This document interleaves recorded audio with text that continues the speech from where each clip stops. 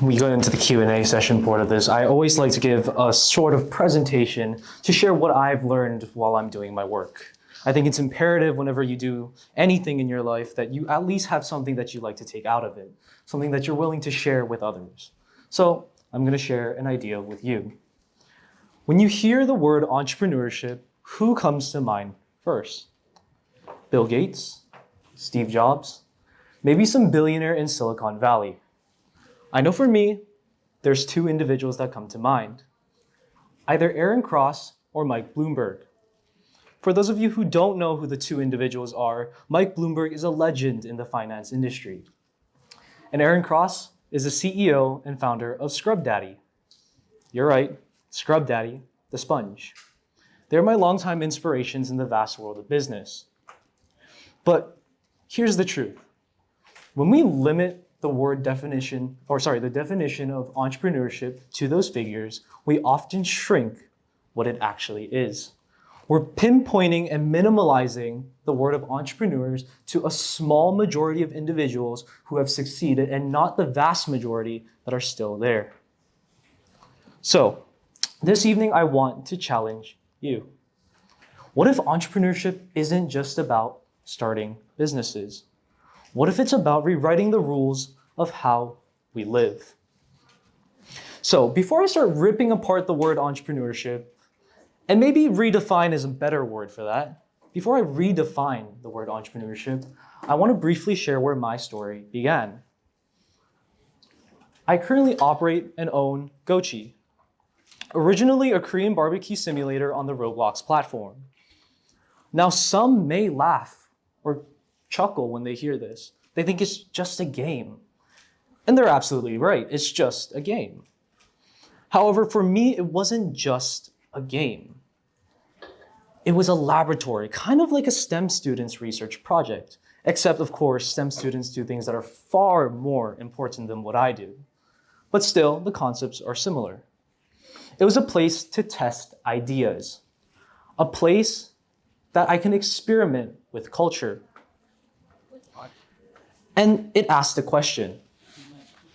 What if a restaurant could exist before it even existed? Gochi wasn't born in a kitchen. It was born in pixels. It was born in community, in imagination. And what started as pixels on a screen grew into something far bigger than I could have ever imagined. We'll skip the video for now, but this is our official trailer. Can we play it? Yeah. Can we play it? Yeah, I think you have to click. All right.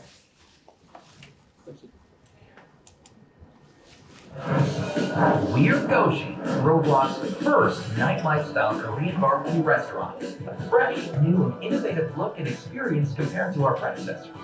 With the ability to cook your own food, combined with the back cool and just chill in our lounge area. We've tried something that you played hundreds of times with a totally new and mind-blowing experience. We've transformed a game we call Roblox into a whole new level. So,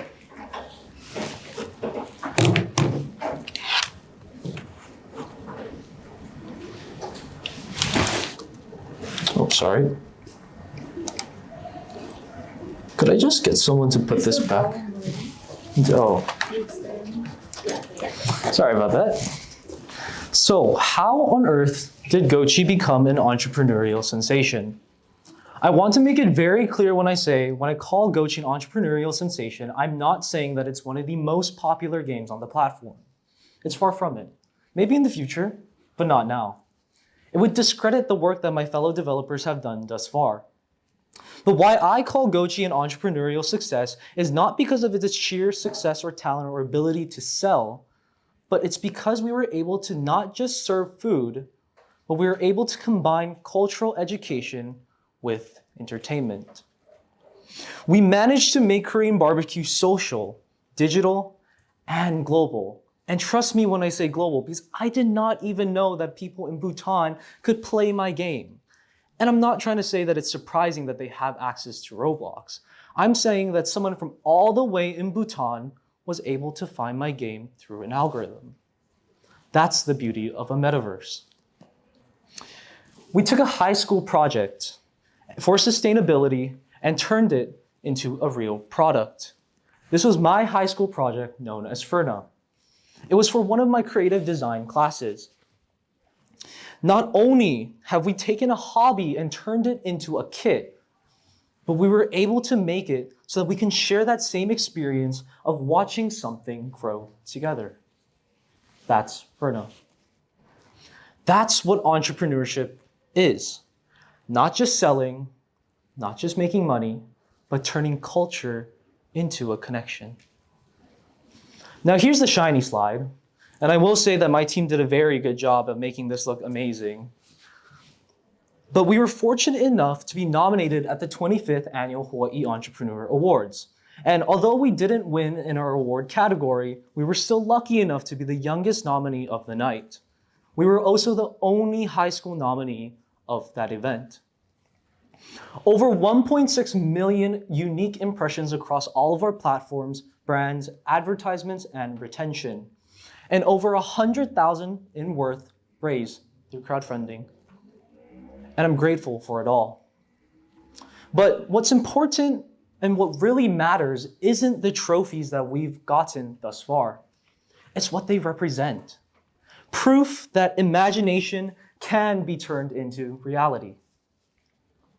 So, what if entrepreneurship isn't just about starting companies? Here's a formula that most people believe in. Entrepreneurship equals business plus profit plus startup. And to a certain extent, this works. I agree that this works. But the issue with this formula is that it only limits entrepreneurship to those with money, investors, and perfect timing. That's not my story, at least not in the beginning. And I'm willing to bet that it won't be yours either. Well, I mean, until one of you sitting here today in a couple of years decides to completely dismantle this super inspirational moment, but if that happens, I'll let it slide. So let me offer you a new definition. See the gaps. Entrepreneurs often see things that people overlook. We aren't just looking at what's already been done or what hasn't been done, but we're also looking at what can we do better in those fields. Finding the why factor. Why does it matter? We don't just ask what's possible. We think, why does it deserve a place in today's society? And creating possibilities. Entrepreneurs build things that don't just exist yesterday, but feel inevitable today. So let's prove it. I'm going to state a series of statements, and I want you all to participate. And you can participate at your own leisure. I'm going to state a series of statements and just simply raise your hand if it pertains to you. Keep your hand raised even if the next statement doesn't pertain to you. And I want you all to close your eyes. Close your eyes. So, raise your hand if you've ever reorganized a group project so it didn't collapse. It could be at any point in your life in high school, college, middle school, even work or sporting event. Now raise your hand if you've ever convinced your friends or family members to try something new. It can be food or a mindset, a lifestyle change. Now raise your hand if you've ever thought of something that someone else has done or yourself and thought, I could do this better. I could do it differently. Now open your eyes and look around. That's what entrepreneurship is. You don't need a pitch deck, a suit, or Silicon Valley to make it. You just simply need the courage to not accept the world for what it is. So let's talk about the part that not a lot of people like to admit. Failure. We think of entrepreneurs as these fearless geniuses that have stood the test of time and have created a legacy. But the truth is we failed more than we succeed. Every Roblox world that I built that no one joined. Every idea that I've ever pitched that didn't make the cut. Every time someone looked me straight in the eyes or behind a screen and told me that will never work. And trust me when I say this, that even if you choose to pursue business or not, you're going to hear that last line pretty often. That'll never work. As a society, we've made it so easy to reject ideas and thoughts just on a regular basis, so much so to the point where people are now scared. They lack the courage to show the world their ideas and innovations. As Edison said, I haven't failed. I just found 10,000 ways that won't work. Failure is not the opposite of entrepreneurship. And if I want any of you, all of you sitting in this room today or on the live stream, to take one thing out of my presentation today and my presence here, is that one thing. Failure is not the opposite of entrepreneurship. It's the raw material. Without it, you can't build anything on. You can't have anything else to build upon. So, let me just leave you with this. Entrepreneurship is not just about companies. It's not about making money. Well, I mean, maybe a little bit about the money, but not entirely about the money. Entrepreneurship is possibility. The next big idea, the next shift, isn't always going to be waiting in California or New York.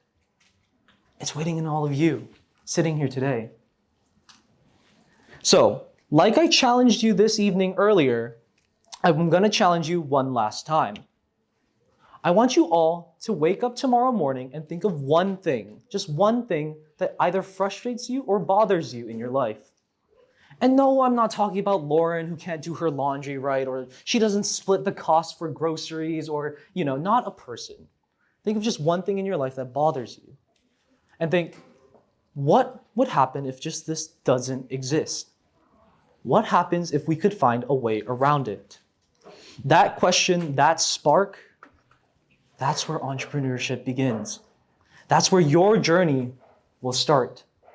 Now it's just your job to find it, to harness it. Thank you, guys. Again, yeah, I'm Tim. It's nice to meet you. Nice to meet you, Tim. It's always nice to meet another Tim. Yeah. So going back to Gochi, I was really curious during your presentation. Did it start off as an entrepreneurial journey, or is it something that actually you along the way figured out would be an entrepreneurial journey? So for me personally, Gochi was always just like a project that I did on a side, like kind of like, like how a kid would like think about, I want to become a YouTuber, I want to be famous. I think that's where I really started Gochi. And then eventually, as I proceeded through high school, I realized, hey, business is something I really want to do, but I have this project that I have. How can we make that into something that's bigger than just a game? I think that's really where it started. Nice. So you've just always been an entrepreneur at heart. And it is that when you're doing things, then something pops up and you're like, oh, okay, yes, I'm going to keep running with it. Yep, that's one way to say it. Nice. So at what point would you say was the turning point when you realized that it would become, your big thing at the time? I think for me personally, it was after we started scaling Gochi, and mind you, it took 5 years for this game to come out, and we went through so many modifications, but I think the really big part of where the turning point, at least for Gochi's journey for me, was when we started to have these transitions in leadership, obviously because the project wasn't working out in the beginning. I had one individual who joined my leadership panel, and she's now my current only other co-founder alongside me. So she's the only other owner. But when she first entered, she was just an entry-level leadership member. But I think she was really the point where I was just like, this person who has done so much, and I'll talk a little bit more about her in a bit, but she wanted to be a part of my journey. And I think that was really the point where I was like, this person believes in me. Because all my life I faced that kind of like rhetoric where it's like, a Roblox game can't be a business. It's just a game, right? But I think that was the turning point. It was like, this person really understands that this could be the next big thing. I think that's where I noticed. And at that point, you're just like, okay, locking in. Yeah. So, and at that point, you were still a student, correct? Correct. Right. So, I'm sure all the students here were wondering, it's like, how did you manage to handle all those things? Working on this amazing idea, with the team, but also deal with all of your schoolwork. During school, I would actually try to prioritize my schoolwork. I know that there was a lot of times where I couldn't. And I'm going to be frankly honest with everyone sitting here and watching today that it's not perfect unicorns and rainbows when you're running a business and you're also having to deal with academics as well. Sometimes I found myself finding like a quiet corner at my school to take business calls and to take immediate development calls whenever I could. So I did see that overlapping in my life a lot. I think a little bit more towards the end of my high school journey is when I started to manage that time a little bit better. I started to realize like, hey, like if I just keep up a consistent schedule and I sacrifice some other things over others, then we can make it work. It's not going to be perfect, but it'll work.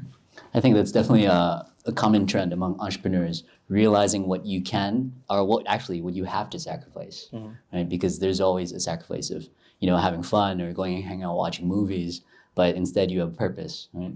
Yeah. And it sounds like you've realized that purpose early, which I mean, that's amazing. Sorry, Tim. I'm gonna cut you off. I think That's the okay. mics are. Are they not interacting well? Okay. Hello, test. Is that okay? Okay, awesome. All right, so also with Gochi, it's interesting because it's an online Korean barbecue kind of hangout spot, right? And you've built a community of over 11,000 people. I'd say, and raised, what was it, over $100,000 between all of the companies? All or of is our that? brands, yeah. Oh, nice. And so with actually specifically on Gochi, in building that community, did you overcome any struggles or is there certain strategies that you used in order to build that? I think the biggest struggle for me, especially as an owner, at first I did try my hand at development. I wasn't actually part of the development process, and I want to make that clear that we outsource our developers. So for individuals who are talented enough to work with us, it is hard because we found that multiple of our developers don't live in Hawaii, and there's not a lot of developers here on island. So we found ourselves using mainland sources. I think the biggest problem for me was balancing obviously school life, but also being able to coordinate between all of my employees and all of our staffers and being able to find that exact time where we could all meet, have a talk of where we are. I often found myself staying up until like 3 a.m. to do a business call with one of my developers who lived on the East Coast, and he was our main developer. So those kinds of situations, it's just like, wow, it is really hard to manage such a large community, especially because you have that mounting pressure of, hey, when is the game coming out? Like, we want to see the game, but for me, it's like I want perfection, right? Yeah. So I can't release a product that's incomplete. But then again, we have no other choice but to keep pushing out updates while we're all separated around the world. So. And so it was more of a build up to a launch, and when that launch happened, Yeah. you'd say it just kind of sparked and went flying. Yeah. Oh, nice. Well, I mean, I definitely understand being in computer science, the struggle of being up at 3 a.m. and it's definitely, as you said, not pretty. Yeah. So you've been featured in both Hawaii Business Magazine, and international media in South Korea. How do you feel that that recognition influenced you in your journey so far? I think it's definitely big, especially because I'm a very cultural person. Like I do feel that, even though I am an American citizen, like South Korea is still like my home country, right? I do think it's a very big honor that I'm being recognized on those kinds of global stages, and being able to even just come into a university like UH and being able to share my story, even if it's not like a huge arena worth of crowd. It's just that feeling that people acknowledge that my work has been paying off, and it's not something that I was alone in believing in that process, but it's also that I'm showing the world that, hey, like, there's other parts of business that people don't really understand, and I think that's evident with AI and all of what's happening in tech. It's hard to find the fine lines of, a physical product, like let's say like a supermarket, and versus a digital company like, an AI email company, or even our company, a video game company. It's hard to find the fine lines of what really defines as a real company. But I think having those stages helps us to show the world that we're not just a joke, right? Oh, 100%. And the successes proves that completely. It's interesting. It must mold your mentality as far as an entrepreneur, right? Which is interesting. I really appreciate how you go into entrepreneurship and redefining that. As far as noticing frustrations and imagining different answers as an entrepreneur, what was one frustration that you turned into an opportunity? One that you can think of? I think for me, it was actually that high school project that I mentioned. A lot of my peers were making like cool designs because we were in a 3D print class. So a lot of them were making like these really cool designs to combat actual issues like rainwater filtration. And I was just sitting there and I was just like, well, I'm not really that like engineering and I'm not really that like hands-on, right? And I really didn't know that that course was gonna be very engineer prone, but I think that's where I was just like, okay, I have a program that I don't know how to use and I'm being frustrated because I have 2 weeks to submit this project and I have nothing done so far. And then I basically, through that, I was just like, what can I do that's serves its purpose as sustainability, but isn't just, like some cheap project that I made up in like the next like hour or so. And I think that's how Ferna was born for me. It was like that realization that, hey, I can take something like gardening, which is very sustainable, especially when you're growing your own products, right? Or your own resources. It's fun, it's family friendly, and all ages can participate. Why don't we make this into an actual kit? And that's where the kit idea came from. And then I think afterwards I was just like, this is too good to just leave as a high school project in my, my closet. I'm gonna make this an actual reality. So Nice, interesting. So you have quite a green thumb then? well, somewhat of a green thumb. Yeah, no, after I learned about Ferna, I thought it was an amazing idea. So you'll be expecting a few more orders from me for sure. Thank you so much. Yeah. In regards to Ferna, I actually have a few plants on my desk. I don't know if I'm supposed to have them there, but so going back to Gochi and Las Vegas Hospitality Group, it's such an interesting concept, from going from a digital restaurant and then potentially an actual physical restaurant. So how do you envision translating Gochi from a digital experience into a physical one? It is definitely hard, especially in today's economy. I think Las Vegas entertainment is very geared towards adults and an older generation. So being able to find that fine line of, hey, how do we make this kid-friendly game that we made? And mind you, our like audience is like 50% all either underage players or of age players that are just barely of age. So how do we translate that into something that can combine the two verses together? And I think that's what we're having trouble with right now in terms of the development portion of the project. Obviously, we're also working with a certain hospitality group, but it's also having to fit our agenda, but also theirs into it together. It's basically like a teamwork project. Yeah, I can imagine. From our research, we said 2027 is a potential date for the opening. But For now. For the amount of communication and just its logistics, it sounds like amazing if you can accomplish that in 2027. Yeah. Within that project, would you say the communication is probably one of the most difficult things to work around, or is it just the concept of the digital to physical? I think so. I would say communication is definitely a key factor of why it's taking so long. I mean, with any project, right, in any collaboration, especially of this size, it's going to take some time. Like the 2027 date is just kind of like a preliminary date that we set out. It might not even be until 2027 or maybe even later that we even finalize these plans. I think it is difficult because obviously their respective group has a lot that they need to fit into their agenda, but it's also our group that also needs to, hey, like we're also a game. We need to make sure that what we are doing in the restaurant matches what we're doing in the game. So I think, yeah, communication is very key and the most difficult part of this process. Yeah, I find that translating that into the restaurant is probably going to be the most interesting experience in that part. Yeah, so far it has been. Yeah, so where do you, sorry. So if everything does go right, where do you see Gochi in 10 years from now?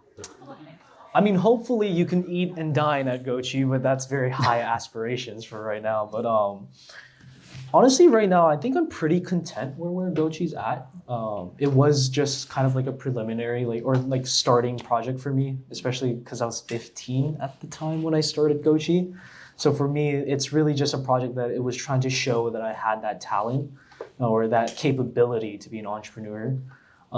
As of right now, I can't really speak on too far into the future, but I do think that where we are right now, we're trying to do great things. So. Yeah. So ideal situation, Gochi, maybe even Hawaii. Oh, maybe. Sounds Waikiki? good. There's definitely a lot of locations, and us, we love our Korean barbecue. Yeah. So how do Ferna and Aiders connect with your vision as an entrepreneur? Are they in any way connected, or would you say just from your entrepreneurial spirit? I think it definitely was connected. If you see all of my brands, you'll kind of tend to notice that there's like this very close similarity between them, even though they're completely different projects. For Gochi, it was a video game, and I'm a very big, avid video game lover.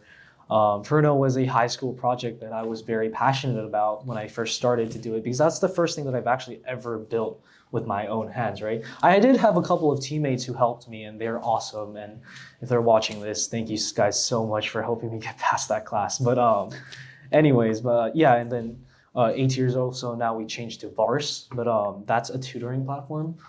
All my life, I've been kind of just like in that study habit. Like my parents would always push me to study, and I think that's where I really got that idea from. It's everything in my life kind of made into like an iron triangle so Yeah. far.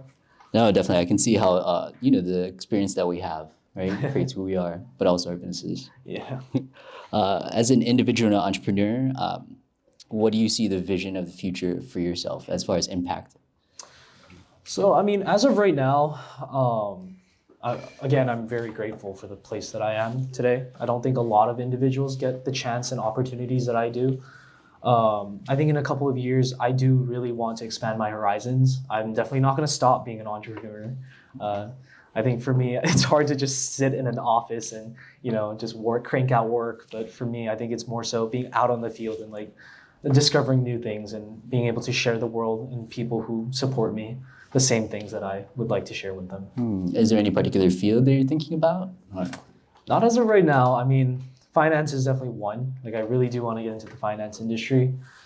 But as of right now, I think I'm pretty content with where I am right now. Yeah, nice. Like a true entrepreneur, keeping your mind open, but always busy. Regarding entrepreneurship, because I know there's a big thing to you as far as the concept, you've mentioned revisioning it. Why do you think it is important to broaden that definition for younger people?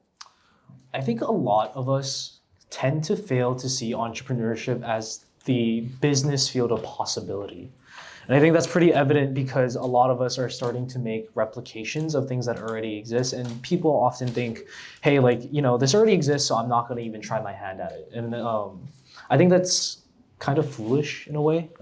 Me personally, when I first started on the Roblox platform, it wasn't like I was the only game on the platform, right? There was a bunch of other games, but it's just about finding that own self-identity that I think is so important. And that's why I think it is time to rewrite how we view as a society of what entrepreneurship really is. It's not about replicating what other people have done to make a quick buck, in my opinion. I think it's more so finding what you're passionate about. And if it happens to already exist, great, but try to make it better. Make it in your own rendition, your own way. Don't just go on Pinterest and look at something and copy it off. I think right now we've gone more into like a copy paste, especially with the AI startups that are happening. I think it's important to find a self-identity in that. Finding self-identity in entrepreneurship. Interesting. And as you said, we are all entrepreneurs. Whether we realize it or not, we're hacking our own lives. But redefining that perspective of what an entrepreneur is. That is beautiful. Very philosophical. So how do you personally stay grounded and motivated? I know you're moving away for college next semester. You have, within the past 5 years, created these 3 amazing companies. What's your plan for, the move, the travel, as well as maintaining these companies? I'll answer the grounding question first. Funny enough, the thing that keeps me grounded the most isn't actually like a mindset or a reality. It's more so a person, and that person is my mom. She comes in and always berates me for being on my computer too much, and I'm telling her, Mom, I'm working on my game. The game that got me into the college of my dream. And she comes in and she's like, "You're not even at 100,000 members yet. Don't even be silly. Like, get out and like go do stuff. Like, be more active." I think my point is having a person that really does keep me grounded has helped for me.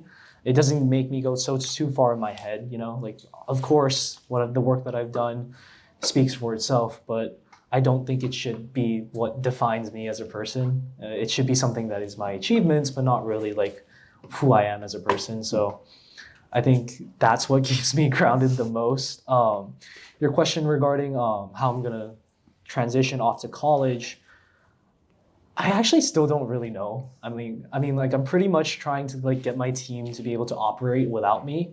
It has been kind of hard just because I've been at like the center of the design process of everything that has happened thus far. So I am trying to, usher my team to be able to work without me, and even if I'm not present, they're able to continue operations because I don't want my brands to die just because I'm not available. I think, like I mentioned earlier, my current business partner, Yoslin. By the way, Yoslin, I know you're watching, and thank you so much. I'm so incredibly blessed to have you on my team. But she's amazing, and she's been helping me through that process, helping me finding the fine lines of organizing my personal life, but also, being professional and having the ability to command a staff team. Nice. I like how appreciative you are of your team and your people, and I think that's what makes great leadership for sure. Thank you. And regarding staying grounded, I think you have to get like maybe your mother's voice on recording, I know. right? Just to Just like like a wake you up in the voice, morning, yeah. and a picture right there. It's like, okay, sorry. So I guess moving on to, I guess, maybe a few more fun questions. If you had to start over today, what's one thing you would do differently? Oh, I think it's badgering my staff. I feel so bad sometimes whenever we're on like a crunch to get work out.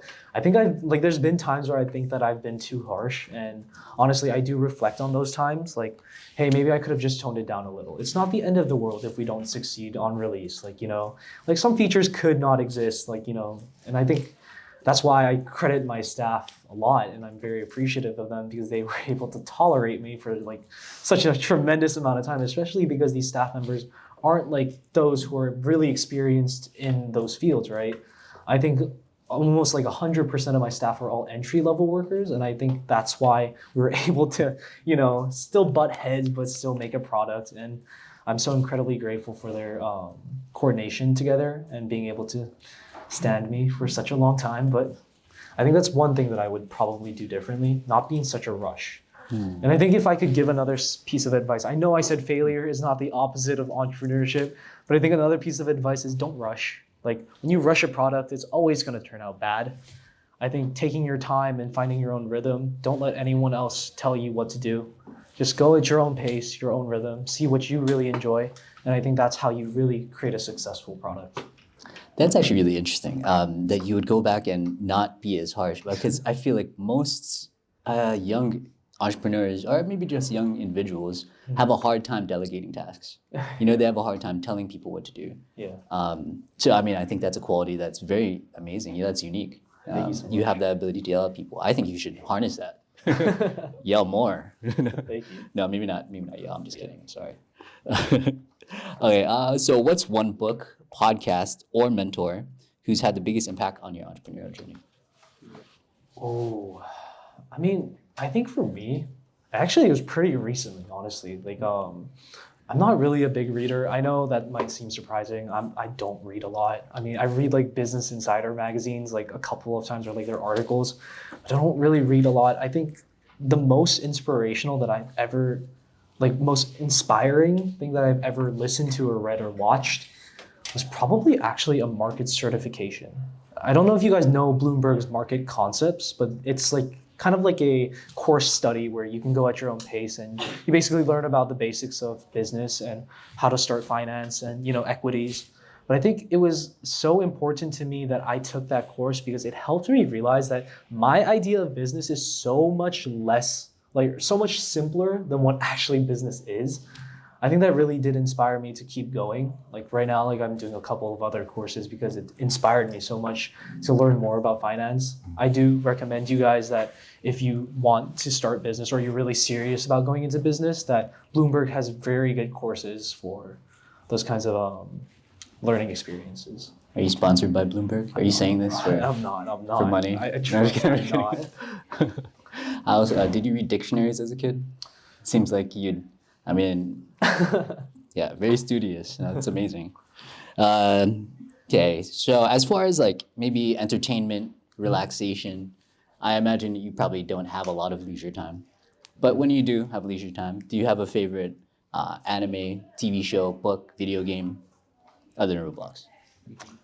I know you guys are gonna think I'm boring, but I don't watch anime at all. I do not watch anime, and I know a lot of people have told me to watch One Piece or other animes, but I really don't.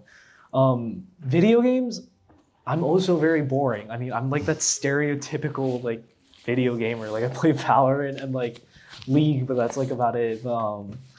TV show, I would say that I think there's a series on Netflix available called Madam Secretary. I know it's not really business based, but it's about politics. I thought it was just honestly one of my favorite shows just because it really does show what real leadership looks like, even though if it's televised or not and it's for drama effect, you know. I just thought it was interesting for me. If you guys have a chance, I'd watch it. No, that's great to hear about Valorant and TV shows because I thought you were a cyborg for a little while. No, just kidding. Yeah, I guess was there anything else you want to talk about or anything you want to say in regarding to Roblox, Ferna, haters, or Haters. I mean, honestly, I think, yeah, like everything that I said thus far does apply, but honestly, I do really want to stress the importance that people are going to always say something about you. Like it doesn't matter like how likable you are, how much popularity or friends you have. There's always going to be that one person who says something about you and, you know, they're going to put your ideas down. And I think that's just part of life. Honestly, for me, like from them constantly badgering me, and it's not just people at my school, but it was like people on the internet who, you know, join my group and are very angry that it's not releasing. Like they're always going to push you to do your best. And I think instead of thinking them as haters or like, you know, people who are disagreeing with you, I would want to think of them as more like feedbackers. Like they're trying to help you. That's what I like to think.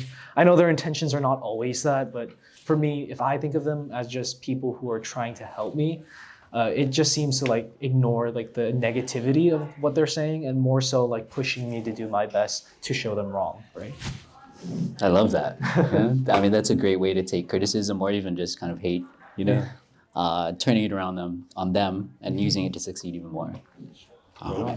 Well, thank you very much. I love and appreciate your mindset. And I look very much forward to everything that you'll be doing in the future. Thank you so much. Yeah. Thank you. We'll turn it over to the crowd. Were there any questions that you had on the top of your head? All right. I'm curious how you come up with the name Gochi. Oh, okay. So actually, the group Gochi wasn't actually my own group when I first started. Like, I know despite everything that I've done thus far, it seems like I founded the group, but actually it was under someone else's leadership before I took over. I owned a similar group called Genhwa, which is like another Korean barbecue game.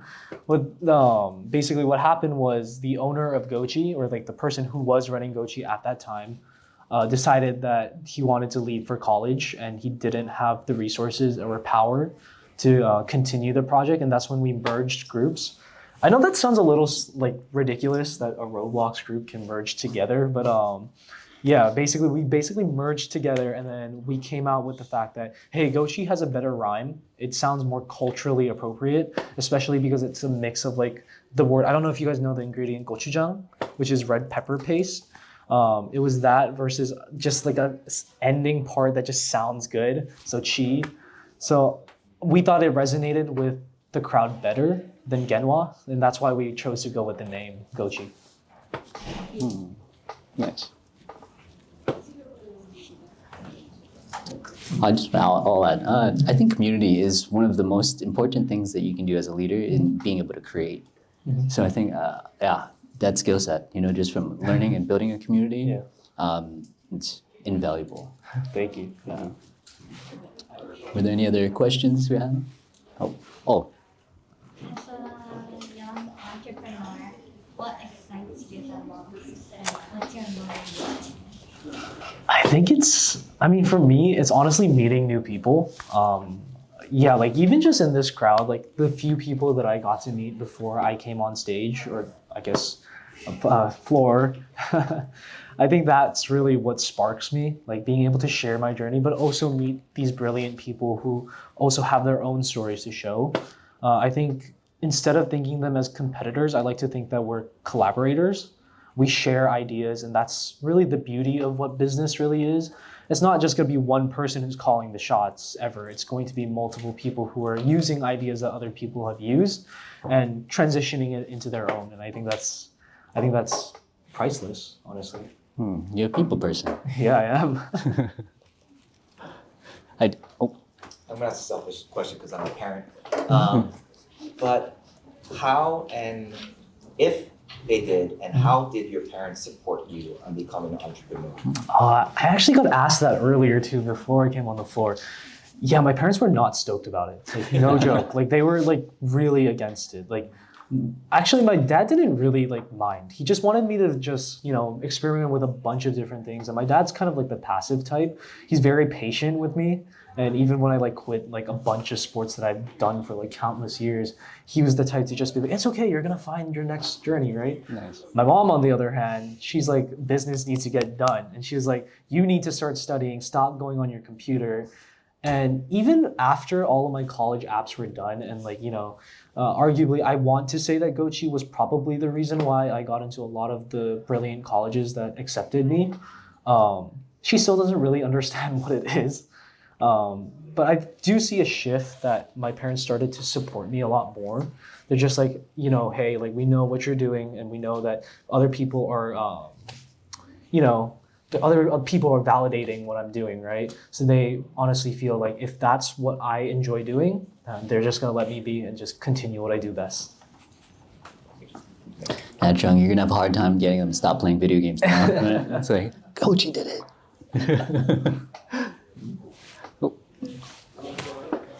What is your greatest takeaway from Madam Secretary? From Madam Secretary, the TV series, I think the greatest takeaway was in the end of the season. I know this is a spoiler. I'm sorry, guys. Like, I know if you wanted to, sorry. Cover your ears if you don't want to hear it. But at the end of the series, she eventually becomes the president of the United States. And I think for me, that was just like seeing her throughout like 9 seasons go through like, being the Secretary of the State and then eventually becoming the most powerful person in the world. I think that's definitely something that I think everyone should share that same feeling of, that power and that hunger of wanting to be the best, but obviously not to like a toxic amount of like, I'm not saying like you should do everything that you can do to be that person, but I'm saying that, hey, this TV show portrays exactly that people who are at a disadvantage or, people who weren't exactly the right fit for the job can still do it. And I think in the series, they did a very good job of making that rhetoric clear that, I'm sorry to say, but that TV show did make a very good job of saying like, women don't really become the US president. I think her becoming that figure was just such a powerful moment of like, you can do it. Like, it's not impossible, right? You just have to persevere. And I think that's where politics and business really come together. It's not really that much different. If you think about it, you're basically trying to trail through the people to get to where you are now. And I think everyone here should take that as an example that no matter who you are, no matter what you look like, and no matter what background you come from and how much of a disadvantage you are compared to like a rich guy who, has his dad and mom's money, you still can do it. It's not impossible. Nice. Yeah. You're very good at public speaking and you seem so confident. Mhm. And this is not related to anything at all. I guess there's a lot of places where you need to like talk in front of a crowd. But were you like are you naturally good at public speaking, or like did you have to like train yourself in some way? Actually, I was really bad at public speaking. I'm not going to like lie to you guys. Like, I was really bad. Like in elementary, my teachers would send my parents notes that I don't participate enough and that they honestly forget that I'm there. And I think that's when I started to, realize that, hey, like if I don't talk to anyone, obviously I'm not gonna have friends, right? Towards middle school, I started to be more of like, showing my expressive self. I know a lot of people are going to tell you, like, just look at the back of the room or like look at one person and one person only. To me personally, that didn't really help me. I think it's just breathe. Like, make sure you take breaths when you like to everyone here, not just to you, but I think it's really important that, in the moment when you're on stage or you're like in front of a crowd of people, it's important to know like that they're here for you, and it's not the opposite way around where you're here for them. I think going at your own pace is completely fine. Like today's presentation, I honestly think I went way too fast. And I'm gonna be honest, I was like, and a couple of like hours ago, I was practicing at home while I was waiting for, makeup and everything. I was like practicing at home and I was like, am I going too slow? Am I going too fast? Like, I can't tell the difference. Like, I don't want them to be confused with my words, but at the same time, like, you just have to believe in yourself, I think. Like, for me, that helps. I mean, obviously, we're not the same person, but yeah, I think that's a lot of people tell me that too, where that kind of advice of like looking in the back of the room doesn't always help everyone. I think it's just finding your own rhythm, going at your own pace. You don't have to go too fast or slow. Yeah. Sorry, I just went on like a spiel for like a good 35 seconds. I'm so sorry. It's a trait of an entrepreneur as well, being able to talk for long periods of time without stopping. Oh, yeah. But all the leaders have it. All right, I think that's our time. Thank you again, Timothy Kim of Gochi. It's been a pleasure.